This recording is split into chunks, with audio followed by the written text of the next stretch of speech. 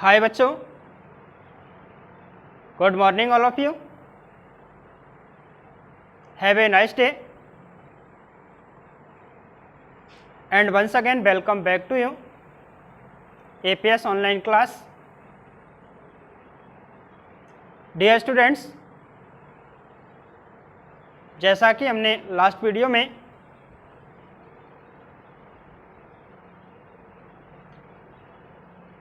मुद्रास्फीति की माप के संदर्भ में, भारत में मुद्रास्फीति के संदर्भ में और मुद्रास्फीति की हानियों के संदर्भ में अध्ययन किया,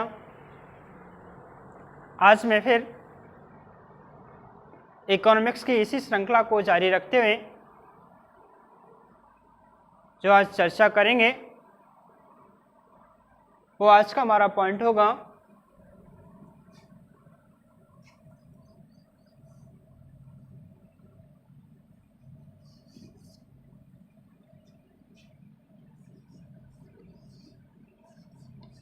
मुद्रा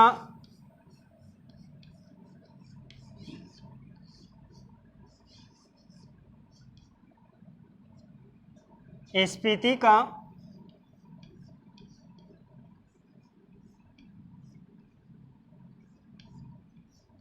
मांग प्रेरित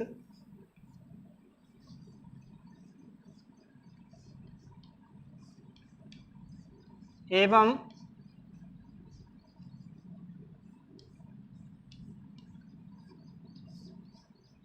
लागत प्रेरित सिद्धांत या स्वरूप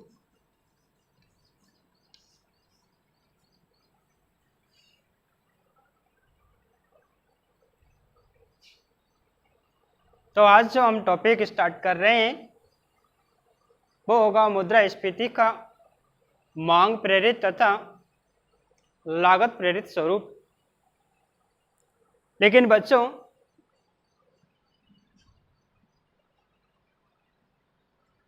इसको समझने से पहले हमारे सामने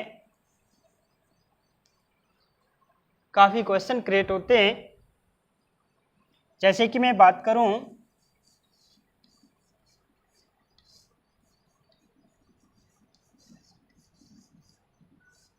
मुद्रास्फीति को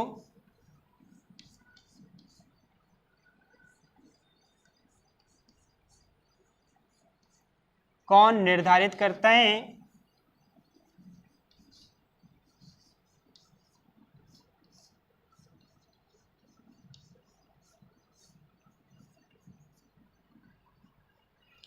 सेकंड क्वेश्चन की बात करूं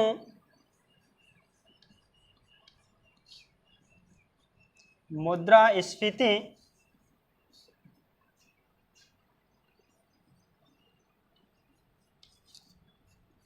कभी कम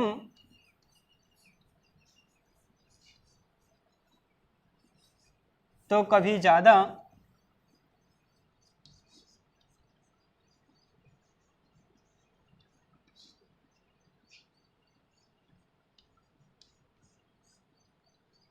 क्यों होती है?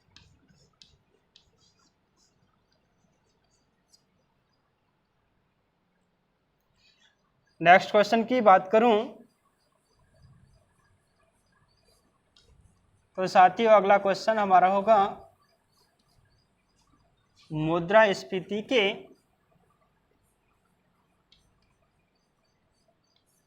कारण क्या हैं?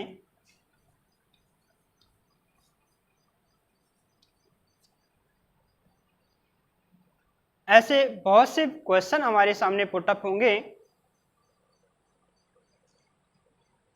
लेकिन साथियों इन सभी को समझने के लिए हमें समग्र मांग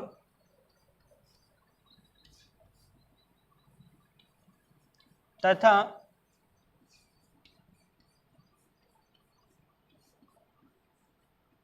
समग्र पूर्ति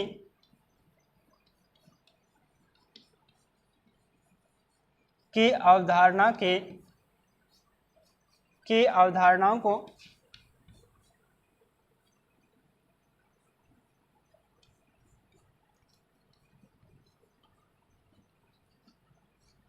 समझने के साथ साथ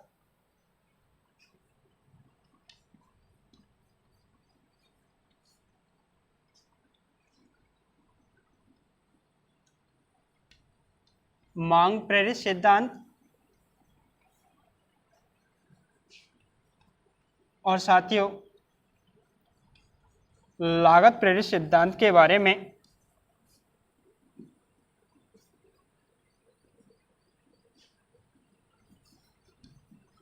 समझना आवश्यक है।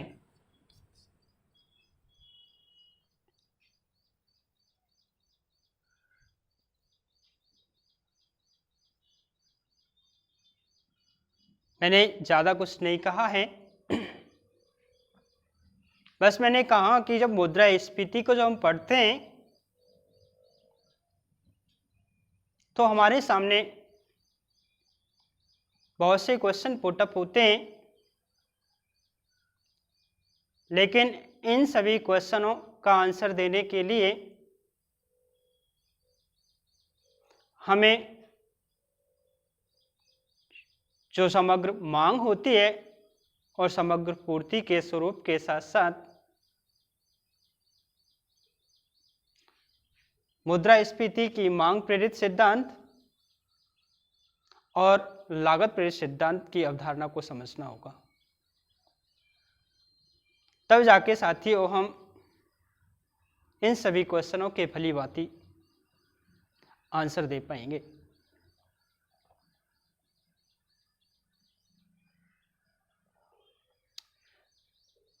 तो सबसे पहला जो हमारा पॉइंट बनेगा साथियों वो बनेगा कि समग्र मांग और समग्र पूर्ति होती क्या है।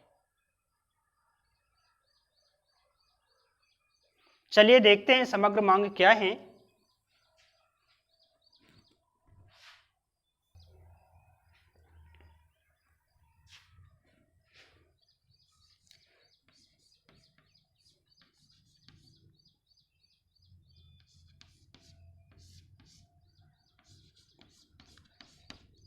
जब साथियों हम समग्र मांग को डिफाइन करते हैं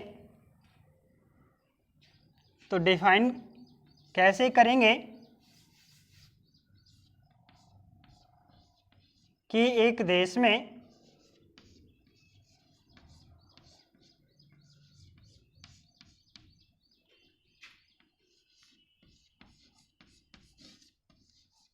उत्पादित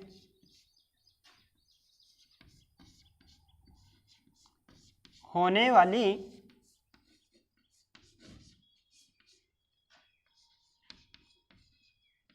समस्त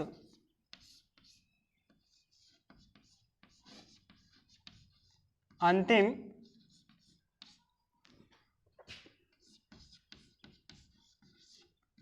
वस्तु और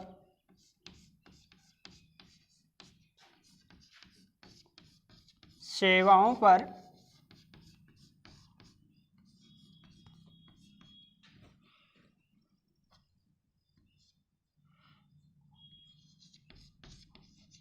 होने वाले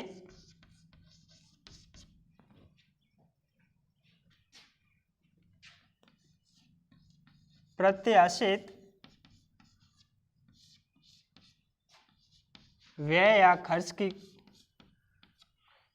प्रत्याशित व्यय के समग्र योग को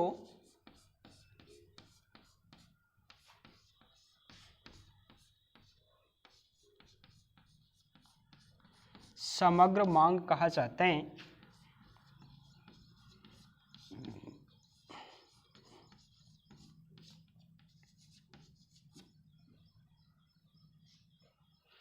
किसे कहेंगे समग्र मांग?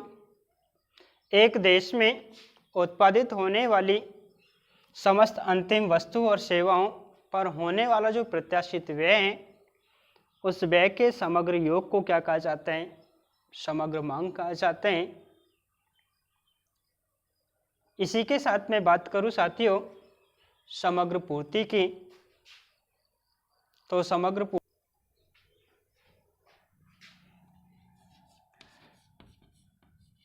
समग्र पूर्ति को डिफाइन कैसे करेंगे साथियों? इसकी डेफिनेशन होगी समग्र पूर्ति का तात्पर्य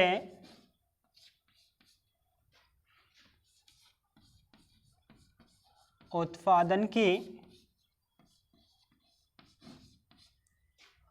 उस मात्रा से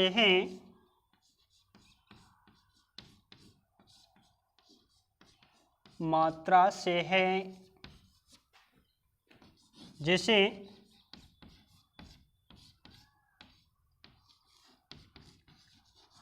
अर्थव्यवस्था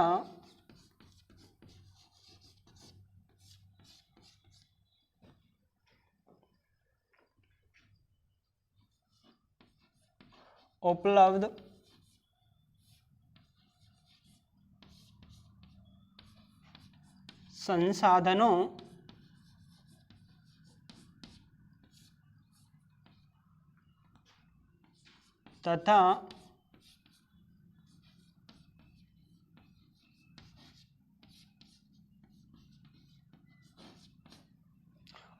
संसाधनों तथा तकनीकी ज्ञान से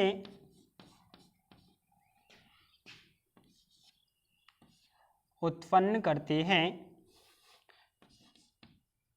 या उपलब्ध करती हैं।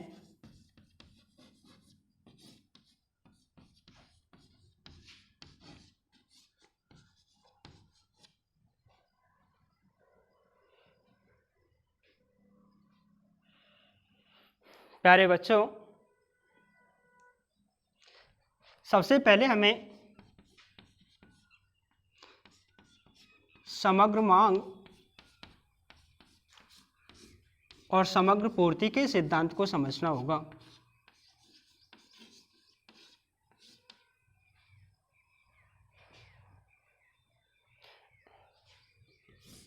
जैसा कि नाम से हमें ये पता चल रहा है कि समग्र मांग का तात्पर्य जनता की मांग से है या हमारी मांग से है, और समग्र पूर्ति का तात्पर्य दोस्तों उद्योग धंधों में होने वाले उत्पादन से है।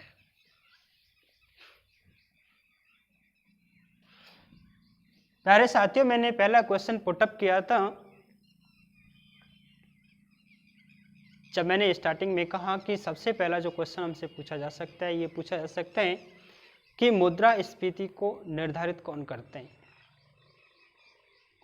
अधिकांश जो वस्तु होती हैं उनकी कीमत का जो निर्धारण किया जाता है साथियों, वो उसकी मांग और पूर्ति के आधार पर होता है। कुछ ऐसी वस्तुएं भी होती हैं जिनकी कीमत का निर्धारण हमारी सरकार करती है।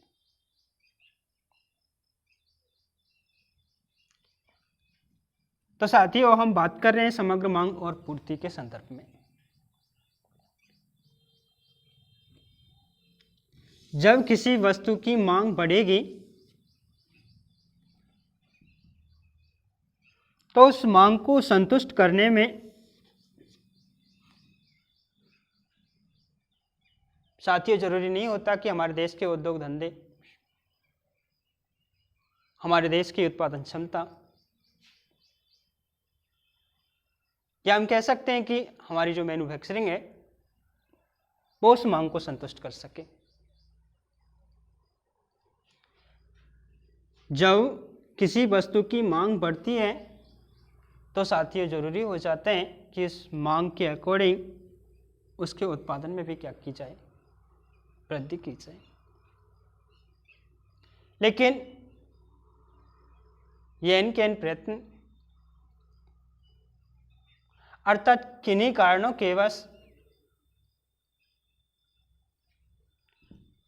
जो हमारे उद्योग धंधे हैं वो इस मांग को संतुष्ट नहीं कर पाते। कोई भी कारण हो सकते हैं, कोई भी परिस्थिति हो सकती है जिनकी वजह से उद्योग धंधे वो हमारे देश की जनता की जो मांग है उस मांग को पूरा करने में असमर्थ रहते हैं।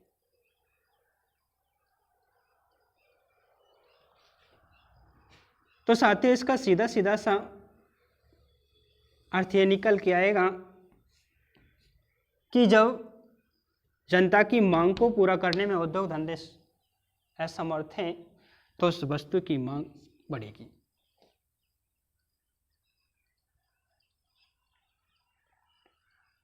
मैंने कहा साथियों, जब किसी वस्तु की मांग में वृद्धि हो जाती है और उस वस्तु की जो पूर्ति होती है वो पूर्ति में कमी रहती है, तो साथियों उस वस्तु की कीमत में अपने आप क्या होने लगती है, वृद्धि होने लगती है, जिसे हम मुद्रास्फीति कहते हैं।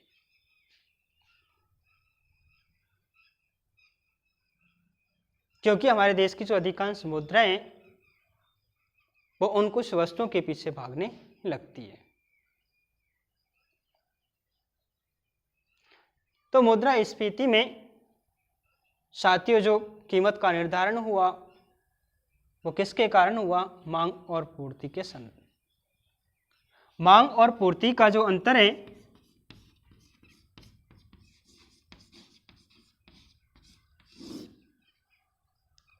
इसका जो असंतुलन है साथियों, वो असंतुलन हमेशा मुद्रास्फीति को बढ़ाता है या फिर घटा देता है।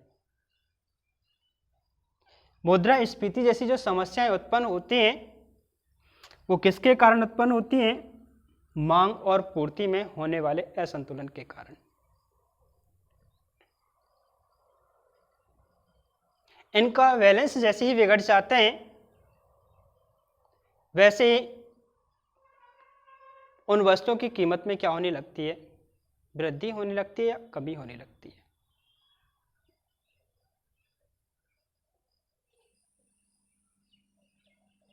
तो पहला क्वेश्चन जो था हमारा क्लियर हुआ।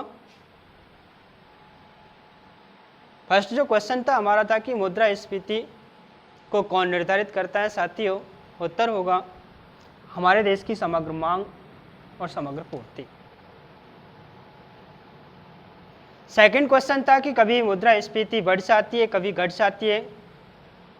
जब किसी देश में वस्तु की मांग बढ़ेगी और उसकी पूर्ति कैसी रहेगी, कम रहेगी, तो उसकी कीमत में वृद्धि होगी। जब किसी देश में वस्तु की मांग कम है और उसका उत्पादन अधिक मात्रा में हो रहा है तो उसकी कीमत में कमी होगी।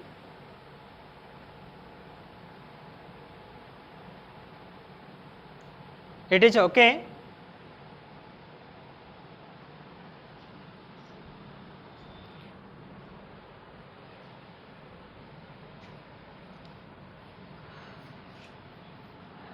अगली डेफिनेशन होगी साथियों हमारी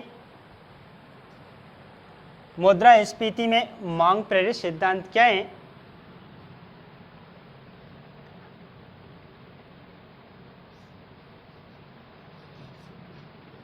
या मैं कहूं मांग प्रेरित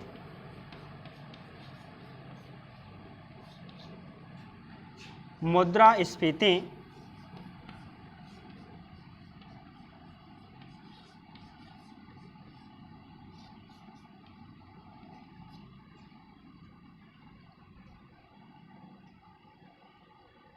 कॉन्सेप्ट को समझने की कोशिश कीजिए, इसकी डेफिनेशन अपने आप बन जाएगी। पॉइंट का टाइटल क्या है, मांग प्रेरित मुद्रास्फीति। मांग प्रेरित मुद्रास्फीति का क्या मतलब हुआ साथियों कि जब किसी वस्तु की मांग में क्या होती है, वृद्धि होती है, तो साथियों उस वस्तु की कीमत में क्या हो जाती है, वृद्धि हो जाती है। और जब वस्तु की कीमत में वृद्धि हो रही है तो उसे हम क्या कहते हैं, मुद्रास्फीति। किसके कारण हुई है, मांग के कारण। जब किसी वस्तु की मांग में वृद्धि होती है और उस वृद्धि के कारण उस वस्तु की कीमत में क्या हो जाती है, वृद्धि हो जाती है, तो ऐसी वृद्धि को क्या कहा जाता है साथियों, मांग प्रेरित मुद्रास्फीति। इसको डिफाइन करने की कोशिश करते हैं।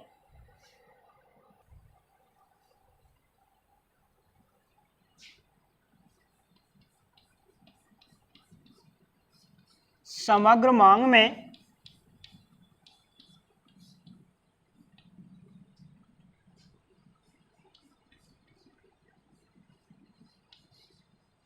वृद्धि के कारण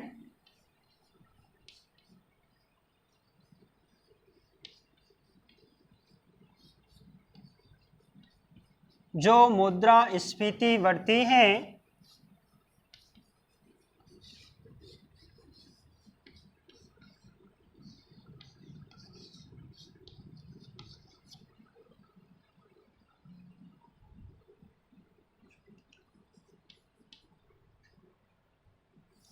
है तो इसे मांग प्रेरित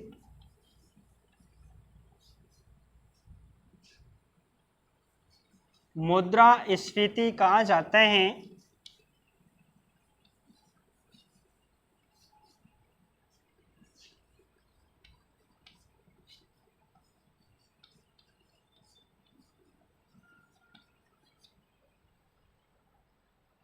आगे मैं बात करूं साथियों,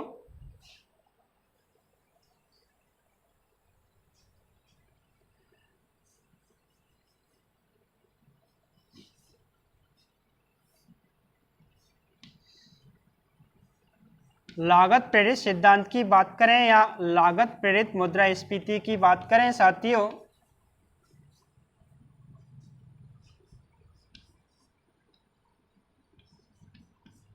मुद्रास्फीति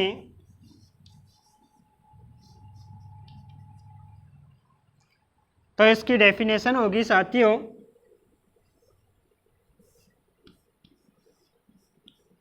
लागतों में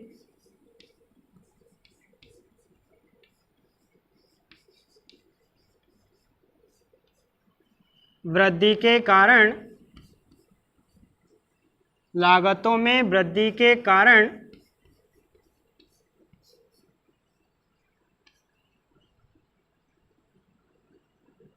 लागतों में वृद्धि के कारण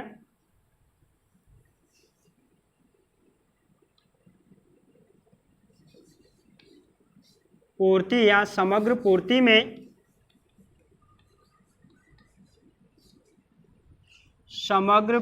में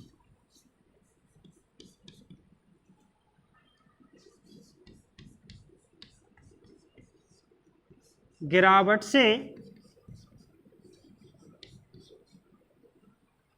जो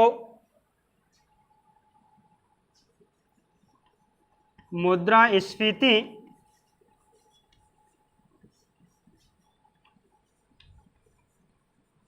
उत्पन्न होती है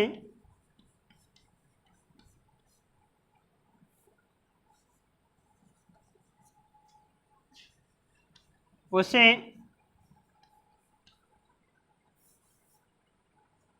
लागत प्रेरित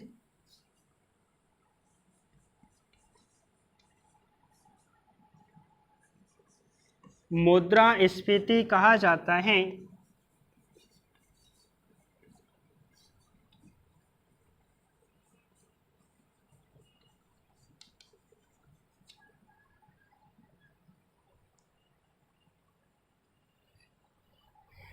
क्या समझे साथियों? जैसा कि हमने देखा, मांग प्रेरित मुद्रास्फीति, मांग के कारण भी मुद्रा में वृद्धि हो रही है, वस्तुओं के मूल्य में वृद्धि हो रही है, और जब लागतों में वृद्धि हो जाती है तो भी वस्तु की कीमत में क्या हो जाती है? वृद्धि। जैसे कि हम एक एग्जाम्पल की दृष्टि से समझने की कोशिश करें,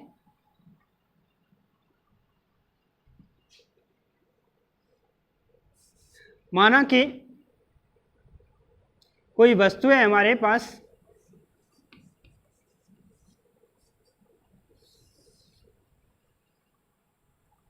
और इस वस्तु की जो हमने संख्या निर्धारित की साथियों 5, हमारे पास कितनी वस्तुएं हैं? 5। लेकिन साथियों, इन 5 वस्तुओं को खरीदने के लिए हमारे पास जो खरीदार हैं उन खरीदारों की संख्या कितनी है? 20 सदस्य। टोटल हमारे पास वस्तुएं कितनी हैं? 5 और खरीदने वाले कितने हैं? 20। तो क्या साथियों इन 5 वस्तुओं की कीमत में वृद्धि नहीं होगी? क्या इन वस्तुओं को बेचने वाला सबसे कम कीमत पर देगा?